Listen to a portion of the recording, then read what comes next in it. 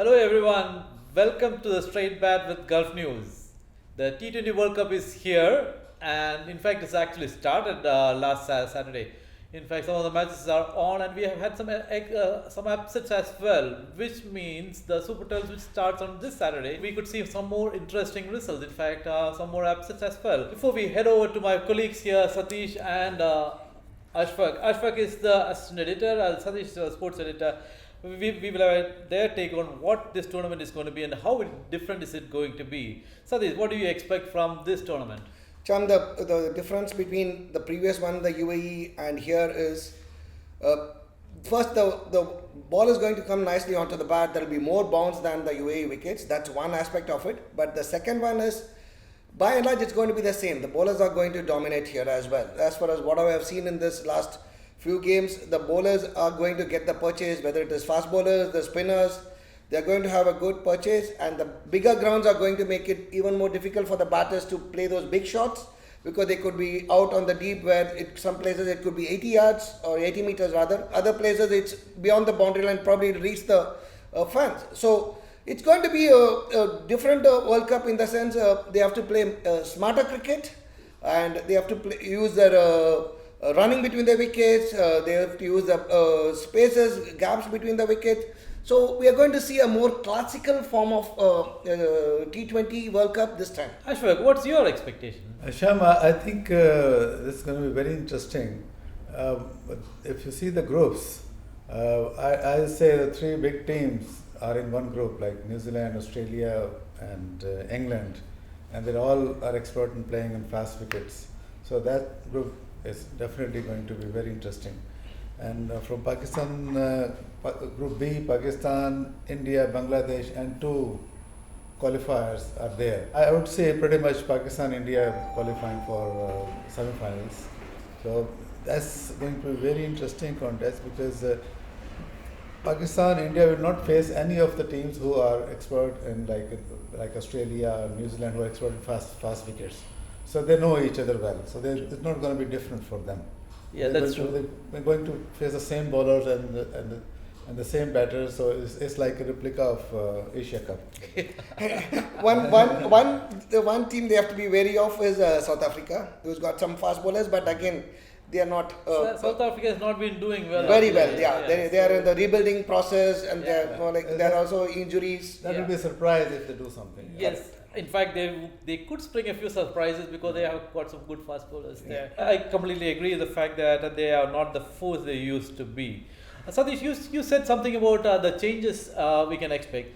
But see, all this while we have seen that all T20 games tend to be dominated by batsmen. For the first time, we are seeing a level playing ground where the bowlers are equal. Yeah. So we could see some real good matches, right? Absolutely, Sean. I think my opinion is the batting might is going to determine, especially it's going to be different segments that you have to plan. Like the opening, it's not going to be the same way that the first 6 overs you go hammer and tongs. No, it might not happen, because the bowlers are going to come at you, the ball is going to swing, so you might have to take your time. Maybe the power play pass scores might not be as high as what it used to be in the last World Cups. After 10 overs, if you have a good batting might and you have some good power hitters at the end of it, back end of it, that's when you can push your score, that extra 10-15 runs that could give you the winning margin. You can work on that at that point of time. So it has to be like what the current one-dayers are, like you play the first 5, 10 or the first 15 overs, then you take a little rebuilding process during the middle stages, then you go all out on the last overs. Similar approach is what is required on these wickets and in this World Cup. Okay, Ashfaq, whom do you think will win the World Cup this time? See, it's a tricky question, but my vote is for Pakistan. Why? Why do you think they'll win? See, if you see in the Asia Cup, Pakistan did very well, and they have very good start in the tri-series, and they won tri-series in New Zealand. They beat New Zealand in the final, so they got good practice there. And one of the important things was the middle order was always a problem till then, but the middle order got some runs in New Zealand. Middle order worked, yes. And the other thing is, I would say they have the right combination. You got Shaheen Shah Afridi back in the track. You have Naseem Shah, another fierce bowler. You have Haris Rauf, who's in superb form. And then you have two spinners, all-rounders, Nawaz and Shadab. Yeah. So Nawaz Shadab can bat as well. True. So basically, you have batting lineup up to number 10. Yeah. If you Correct. leave out Naseem Yes. Shah up to number 10. So very solid batting Naseem lineup. Shah hit those sixes to win. Sixes as well, yes. In So Sharjah. the other thing which they did, good change, which they make, they brought back Fakhar Zaman. Because as Satish said, it's going to be different. They need somebody who can stay at the wicket. And Fakhar has the capability of Batting deep. building the innings. Because all other people like Iftikhar, Asif, Khushdil Khan, they're all like big hitter. They come and hit. Their job is just to hit the ball. They cannot consolidate the innings. We have seen them, they fail to consolidate the innings. So need some, at least top three players, Babar Azam, Rizwan and Fakhar Zaman. Fakhar Zaman. I would love to see Haider Ali playing. He is a fantastic batsman. He's in good form. They should give him chance. So that way they can. I think they have pretty good chance to win. Okay. And also I would say, if Babar Azam doesn't have a good tournament, then the chances are very, very bleak. So you were saying it's completely dependent on Babar Azam's So form. I would say 80% depends on Babar Azam. All right. Satish, what do you think, or who do you think will win this time? Cham, T20, even I think AI can't predict who will win, but I would first start with the semi-finals. I would go with Australia on form, on the team. I would go with Australia, England, India and Pakistan to make the semi-finals based on the groupings and the form they are in. And from there, I still feel India has got a good chance to go and win the second trophy.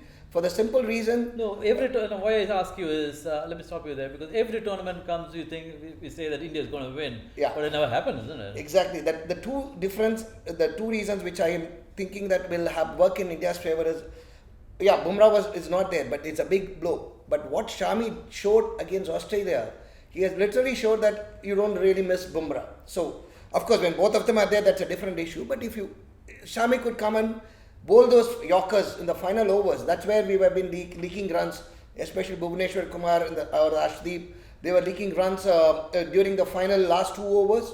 That's where India lost in the Asia Cup. And second is, the biggest advantage is Surya Kumar Yadav and Hardik Pandya.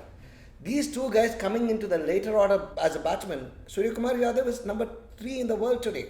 In the last 1 year, he has become a match winner on any surfaces. So Surya Kumar Yadav and Hardik Pandya with Pant or Dinesh Karthik is going to give you that the confidence for the first top 3, Rohit Sharma, Rahul and Kohli, to play their game much more freely than when they came to the UAE World Cup, where they were totally dependent on Rohit Sharma and Kohli. So I think the depth in batting will give the top 3 the advantage of playing the game much more freely and capitalizing on these are match winners. They have time and again proved that they are match winners. So, and it could be Rohit's and Kohli's last T20 World Cup. So I'm sure they wanted to go on a high, so they will put that extra effort. Okay. And what's yours?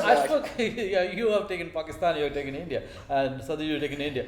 I would think that it will be more of Australia, simply because it is in their backyard. They know the conditions better than anybody. Not just that, they have a very good team actually. In fact, I would say the strongest on paper would be England, but given Australia's familiarity with the conditions there, and they have played the big bash games in the same pitches. So I think tactic-wise, there's they are in a better position than most other teams. If you look at the par score so far, it's around 160. We are not going to see too many 200 scores. Yeah. So, like you said earlier, I mean, there's going to be a complete different strategy required. Okay, it's T20, you normally think the strategy is the same everywhere, but no, I think Australia, the pitches and the ground and the size of the ground is going to alter the strategies. So, I think the best people to exploit that are the Australians. So, my vote is for Australia. One thing is good that the 3 big teams are on one side. So by the semi-finals, like 2 of them will be eliminated. But England, we can't rule them out. They have been playing fabulous cricket and they have absolute brilliant all-rounders. Like if you look at, they have got about 6 or 7 all-rounders who can come and do both. Change the game. Change the game completely. But they got good practice matches there as well. So that will. Actually, the second strongest team or the strongest team there is England actually. But my only worry is, Sham, if they go and play this baseball cricket in the knockout, I think that's where they might struggle, because big Australian grounds, you start playing the same attacking shots and 2-3 quick wickets on a knockout stage, it could be the disadvantage there. That's where but they will, I'm sure with the round robin they will come to the semis for sure. I think they will be there in the semis, but that's where they need to probably, I don't know, they'll have to adopt a different strategy, or whether they will play the same ball cricket. We need to wait and watch. That's what happened to Pakistan last time. They won all the matches and they lost in The semi-final final. against Australia Yeah, because yeah. of this strategy. See, that's Has changed. Ashfaq, in fact, these big tournaments, if you encounter problems and just sneak home, these are the best wins you can have in the round robin, because that would have given you various scenarios how to come out of trouble. But if you have smooth run and suddenly you get into a trouble in a knockout stage and you don't know how to handle it, you are in a no man's land at that point of time.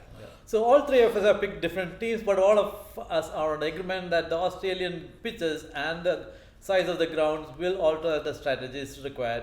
So we are in for some interesting matches. Thank you for watching, and for all the latest updates and breaking news, please log on to gulfnews.com and all our social media channels. Thank you very much. Thank you. Thank you, Sean.